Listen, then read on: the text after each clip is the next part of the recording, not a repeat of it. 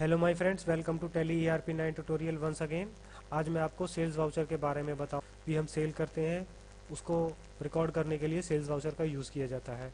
उसको एंट्री करने के लिए हम गेटवे ऑफ टेली से अकाउंटिंग वाउचर्स में एंट्री करेंगे और F8 प्रेस करेंगे।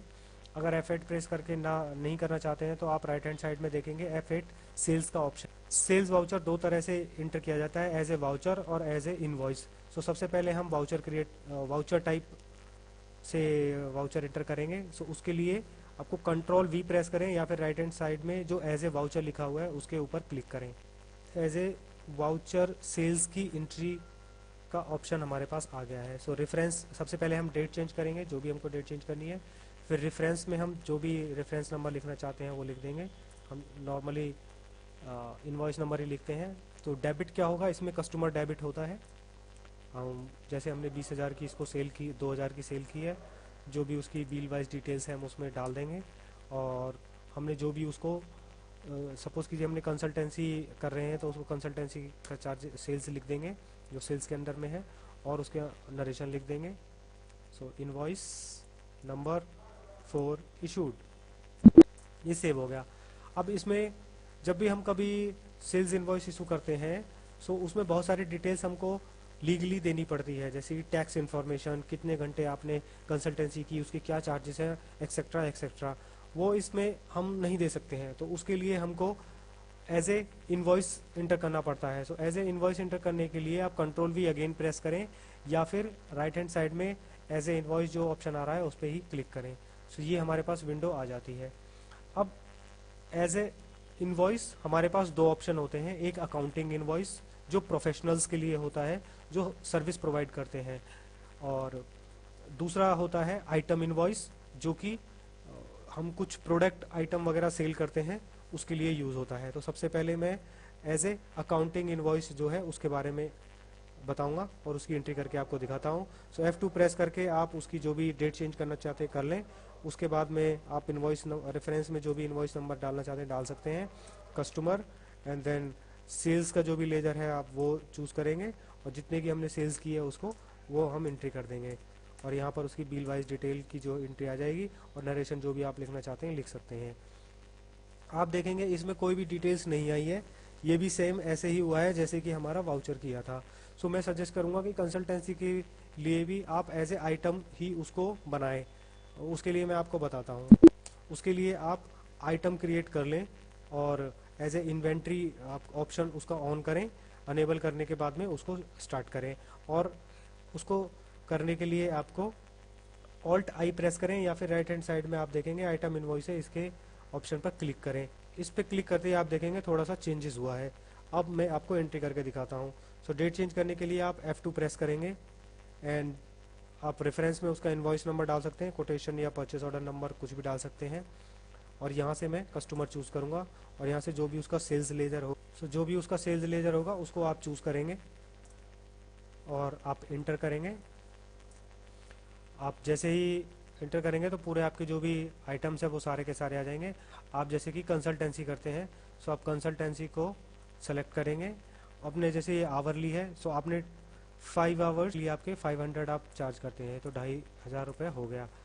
और भी अगर आगे आपको आइटम करने हैं तो उस तरह से आप एंट्री कर सकते हैं। यहाँ पर आप टैक्स का कोई भी लेजर है वो इंटर कर सकते हैं, और ये आपकी बिल वाइज डिटेल आ गई है, और यहाँ पर जो भी नरेशन है वो लिख सकते हैं। ये हो गया आइटम इनवॉइस। अब मैं आपको आइटम जैसे नॉर्मली आइटम्स होते हैं उनकी सेल करके दिखाता हूँ। उसके लिए आप गेटवे ऑफ टैली से अकाउंटिंग वाउचर पे एंटर करें और F8 प्रेस करें अगर बाय डिफ़ॉल्ट सेल्स इनवॉइस नहीं आता है। बट उससे पहले मैं आपको उसकी कॉन्फ़िगरेशन के बारे में थोड़ा बताना चाहूँगा। इसकी कॉन्फ़िगरेशन करने के लिए आप F12 या कॉन्फ़िगरेशन नीचे जो दिया हुआ उस पर प्रेस करें।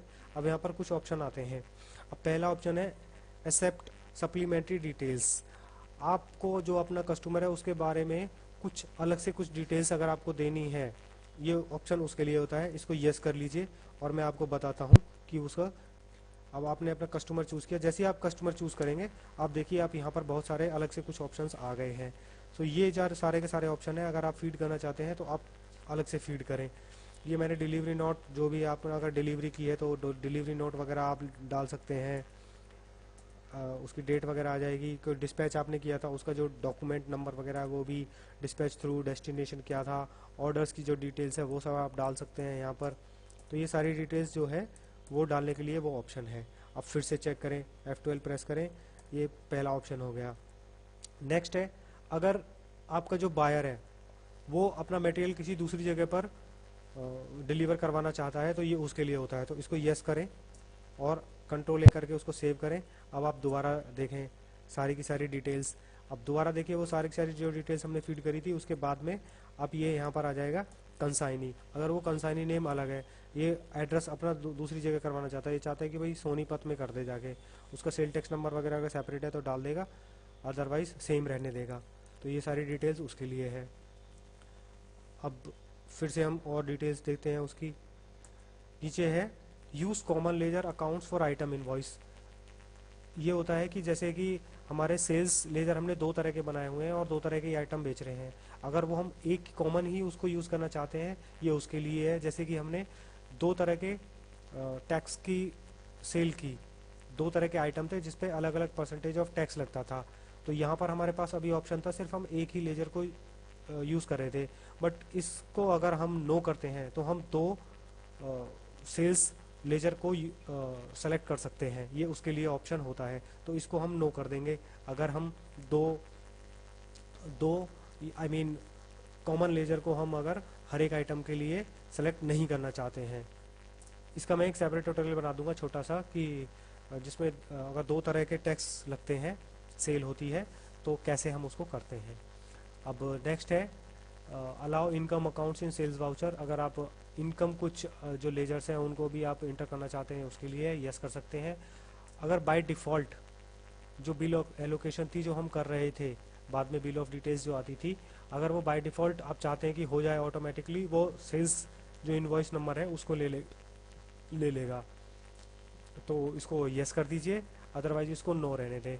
तो मैं प्रेफर करता हूँ कि उसको नो रहने दें, हम मैनुअली इंटर करें जिससे कि हमको पता रहे कि क्या हम डाल रहे हैं रेफरेंस में। Use voucher number as a bill reference number for the bill allocation, इसको यस रहने दें। ऑफ कोर्स बिल नंबर ही रेफरेंस में होना चाहिए। अगर आप एडिशनल डिस्क्रिप्शन लिखना चाहते हैं हर एक आइटम के लिए, उसके लिए है। लेजर के लिए भी अगर आप एडिशनल डिस्क्रिप्शन लिखना चाहते हैं तो इसको यस कर सकते हैं। अगर आपने 10 आइटम बेचे हैं और 10 आइटम के सेम रेट है, मतलब 5 आइटम के सेम रेट है और 5 आइटम के अलग रेट है, तो वो 5 आइटम का अलग कॉन्सुलेटेड करके रेट दिखा देगा और दूसरे का अलग करके दिखा देगा, ये ऑप्शन उसके लिए है। कंपाउंड यूनिट क्या होता है कि जैसे कि एक यूनिट होती है, जैसे कि आवर्स में मिनट होते हैं, तो हम कंपाउंड यूनिट बनाते हैं। आप मेरा यूनिट बनाने का ट्यूटोरियल देखें, उससे आपको समझ में आ जाएगा। सो ये लास्ट जो कंपाउंड यूनिट है उसके बेस पे जो आइटम है उनका रेट दिखाएगा। एक बॉक्स है उसके अंदर 12 आइटम होते हैं, तो हमने लिखा हुआ है 1 डजन का 1 बॉक्स, तो उसकी यूनिट बनाई हुई है। सो हम बाई जो उसका जो रेट है वो पर बॉटल दिखाएगा, कंपाउंड यूनिट के अकॉर्डिंगली दिखाएगा, ना कि पर यूनिट पर बॉक्स दिखाएगा, ये उसके लिए होता है। और आप फुल डिटेल्स अगर देखना चाहते हैं तो ये उसके लिए यस कीजिएगा, वो ऑप्शन तभी आएगा जब ऊपर वाला आपने यस किया हुआ है। दूसरा है बैंक एलोकेशन जो होती है, जो पेमेंट के लिए होती है, इसमें कोई ज़्यादा रोल नहीं है, तो इसको सब नो रहने दें।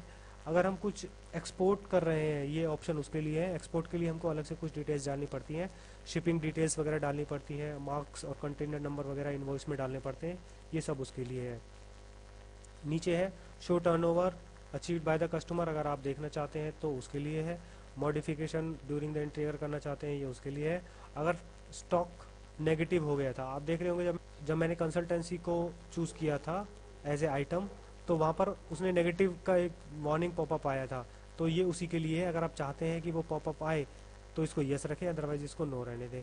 और अगर सब टोटल के ऊपर आप करना चाहते हैं और उसके बाद में टैक्स कैलकुलेट हो, ये उसके लिए ऑप्शन है, इसको यस कर सकते हैं। सो होप आपको समझ में आया होगा। अब मैं आगे एंट्री करता हूँ। यहाँ से हम सेल्स 12.5% की कर रहे हैं जैसे कि, तो यहाँ से हम कंप्यूटर हमने सपोज कीजिए 5 सेल किए, एक का रेट था 30,000। दूसरा हमने कुछ मॉनिटर भी इसको सेल किए, सपोज कीजिए 4 किए, एक मॉनिटर 6,000 का था, ये आ गया। अब उसके पास हमको इसके ऊपर सेल टैक्स लगाना है, तो सेल टैक्स वैट 12.5% वो ऑटोमेटिकली कैलकुलेट हो जाएगा। ये आ गया। ये इसमें बिल वाइज डिटेल्स है, वो सब डाल दीजिए और यहाँ पर आप issued invoice number 7। Thanks for watching the video. अगर आपको मेरा ट्यूटोरियल पसंद आया है तो प्लीज़ इस वीडियो को लाइक करें और मेरा चैनल सब्सक्राइब करना भी ना भूलें। अगर आपका कुछ क्वेरी है तो प्लीज़ मुझे कमेंट करें और मुझे पर्सनल मैसेज भी आप भेज सकते हैं। मैंने एक फेसबुक पेज भी बनाया है, उस पर जाके उसको प्लीज़ लाइक करें। और मैंने एक ब्लॉग बनाया है जो कि कम्प्लीटली हिंदी में रिटन है, उसका एड्रेस भी आप नीचे देख सकते हैं। सो आप वहाँ पर विजिट करें और लेटेस्ट अपडेट को पाएँ। So thanks once again.